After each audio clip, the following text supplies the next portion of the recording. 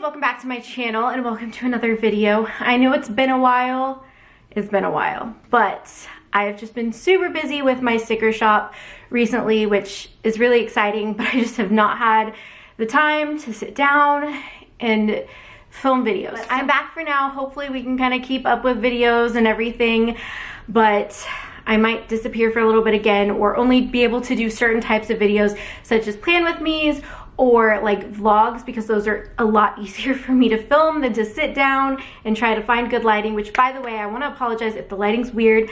I'm trying a different camera, I'm on a different tripod, and it's cloudy outside, so. But this is like the only day that I have to film, so I've got to get stuff up for you guys, and yeah, we're just rolling with it. So hopefully this video isn't too dark. It looks really dark on camera, but I don't know how that's going to translate on the computer, so I apologize if it's kind of dark. Today I'm going to be doing a Q&A because you guys sent me questions before I went to California and I was not able to get all the videos filmed, unfortunately, so we're doing them now. We're just a little late, but it's okay. So you guys sent me questions about my sticker shop, about my life, so I'm just gonna answer them today for you guys in this Q&A video. So the first question is, have you always lived in North Carolina? No, I have not. I was actually born and raised in Missouri. And then when I was 15, we moved to Raleigh, North Carolina, and I lived there for 6 years. And then we moved to Nashville, Tennessee, and we lived there for 2 years, and then I moved to Connecticut for a year, and then I moved back to Missouri for like 3 months, and then back to Raleigh, and then I got married. I moved here, like in the area of North Carolina that I'm in now, and then my family ended up moving back to Nashville. So no, I have not always lived here. It is actually my least favorite place that I've ever lived, to be completely honest. I really don't like North Carolina.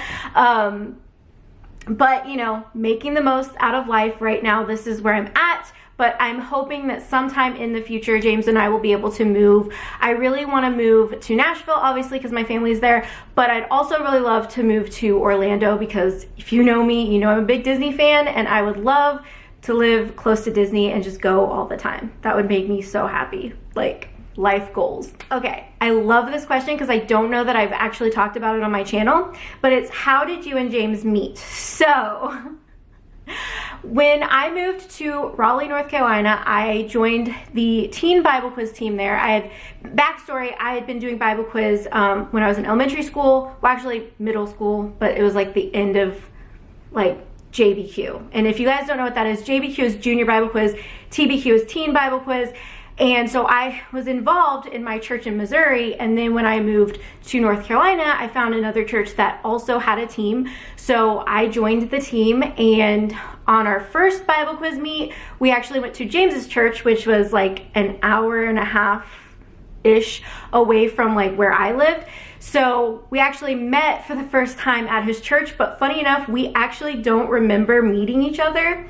And on an even stranger note, when we were both in JBQ, we both went to nationals the same year. So there's a picture of like all the different teams and people in like one picture that were at nationals that year, and like we can spot each other, and we weren't like even that far away from each other. So like it's possible we met when we were in 6th grade. Honestly, I don't remember because we were just quizzing against different teams, but it is very possible that we quizzed against each other and met each other when we were in 6th grade. So how weird is that?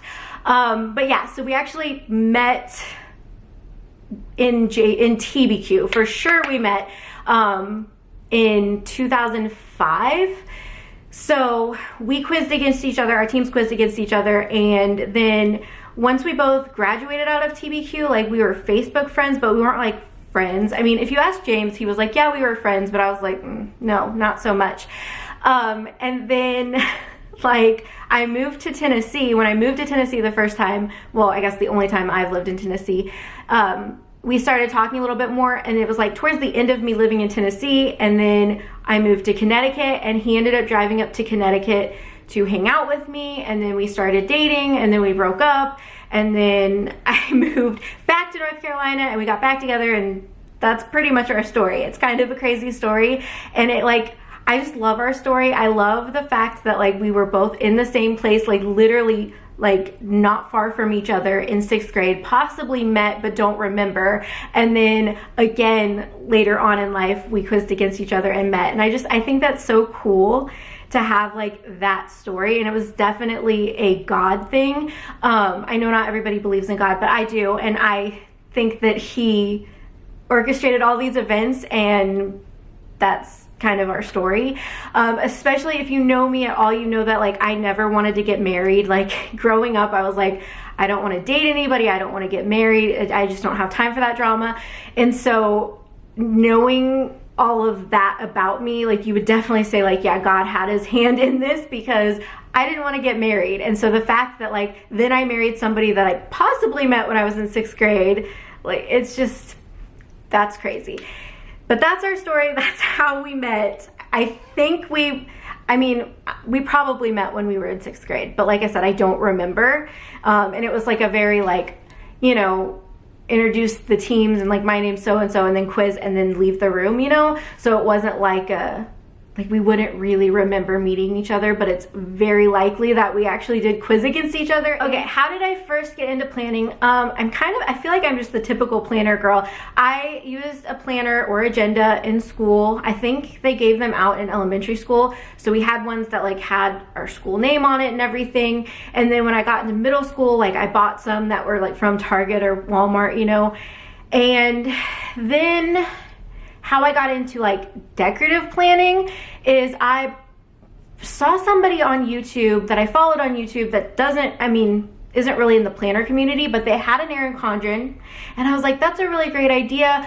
I had just gotten married and switched over to trying to do YouTube full time at that point. So I was like, I need to keep myself organized and like the videos and everything. So I ordered an Erin Condren. Then I figured out that people were using stickers. And I was like, I need to buy these stickers, but I was like, I don't want to pay that much every week for stickers. And so James was like, I'll just buy you the stuff. And yeah, so it's kind of history from there. But I feel like I've always been using planners, like especially in school and stuff. I always had a planner. So I mean, I got into planning because of school, I guess. Are there any planner groups in your area? I think so. It's like a very small group, and I've not gained the courage to actually go and be part of it.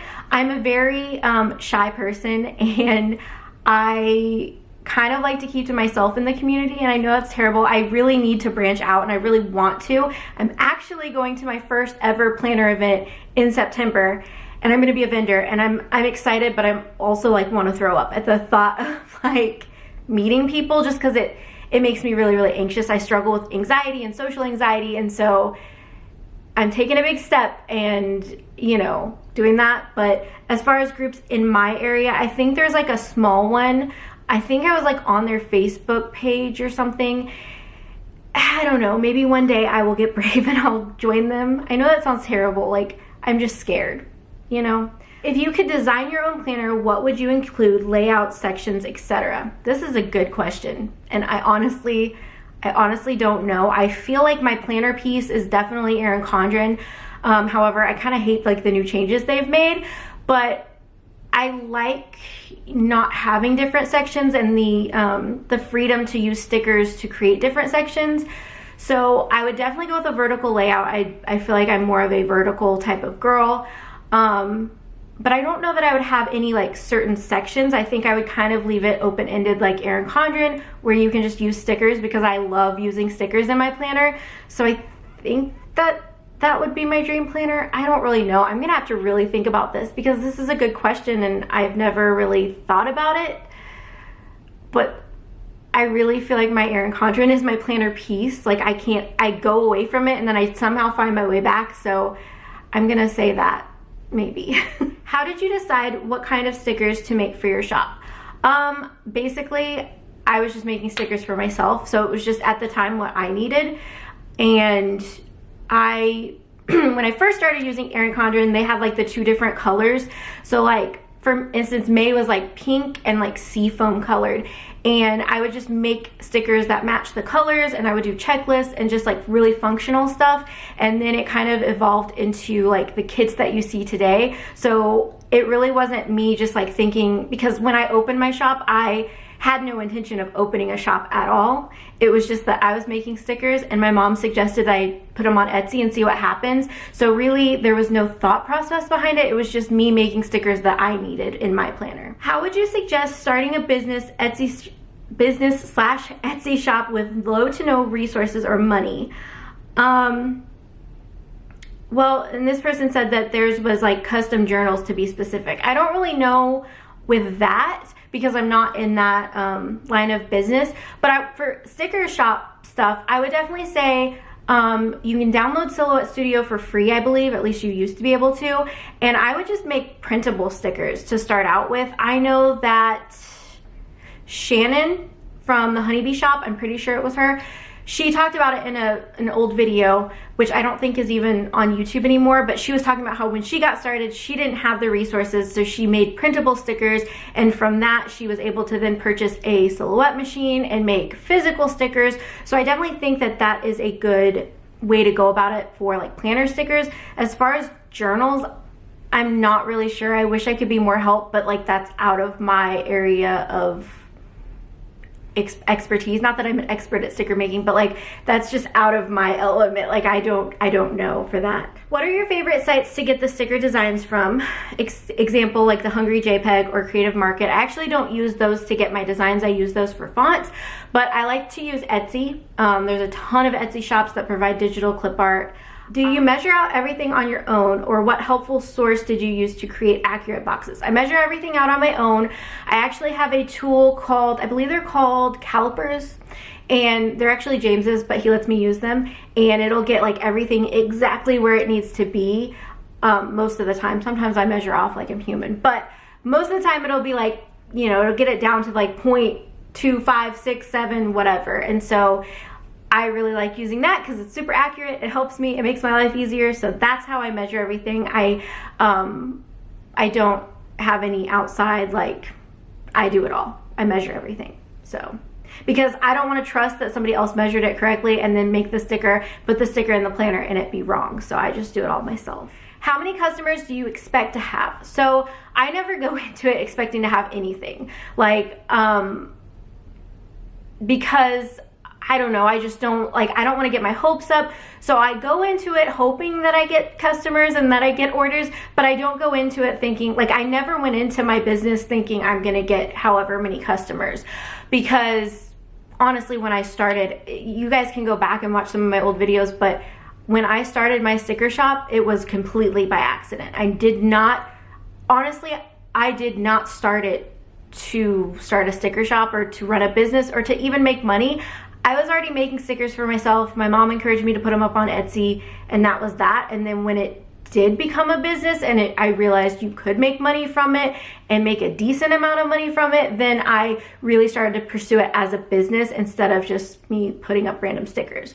So I didn't go into it with any expectation, and I wouldn't really go into it with, like, that sounds bad. It's not that you shouldn't go into something expecting great things to happen, but you also have to be realistic and understand that the sticker community now is much harder to get into than it was 4 years ago when I started. So I don't know what to tell you to expect, to be honest. I think you should expect to work really hard and hope for stuff and work really hard for stuff, but I don't know that there's like a magic number of customers that you should expect to have. Do you ever draw or design your own work? So I have drawn a character before. He was in my shop for a little bit and then I took him down. It was like my little shark, Sticky the shark. I want to bring him back, but I want to have him do different things, and I just have to figure out how to draw that. I'm also working on a hand-drawn kit, but it's definitely still a work in progress. I'm not an artist. Like, I'm trying to have fun with it and learn how to do stuff, but I'm definitely not like a professional by any means. So hopefully you will see some Sticky Situation Co. designs soon. but I'm not making any promises and I'm not releasing it until I'm 100% happy with the quality of it. Do you have other people working with you, or is it all on your own? It is all 100% me. The only time I have people help me is like I went on vacation. I think it was in May. I went on vacation with my family and James was home and he said he would ship the orders for me. So he knows what to do when I'm gone and he takes care of stuff for me. But like on a day-to-day basis, he's not really involved with anything as far as my business goes. So it's all 100% me. I am gonna have my mom help me at the vendor event that I'm going to. So I mean, she'll be helping me, but pretty much I design everything, I print and cut everything, I ship out everything, I take care of customer service messages, I do all the promotion, everything like that. It's all me. So, which is why sometimes YouTube slacks a little bit because I have to do that first. That's my business, so I have to take care of that first. So that's gonna wrap up today's video. Make sure to give it a thumbs up if you enjoyed it. Don't forget to click the subscribe button so that way you can join our family and see my videos. And if you click the bell notification, YouTube's gonna notify you right when I upload, which is awesome. So make sure you click that. And yeah, that's gonna wrap up today. I hope you guys enjoyed and I will see you guys in my next one. Bye guys.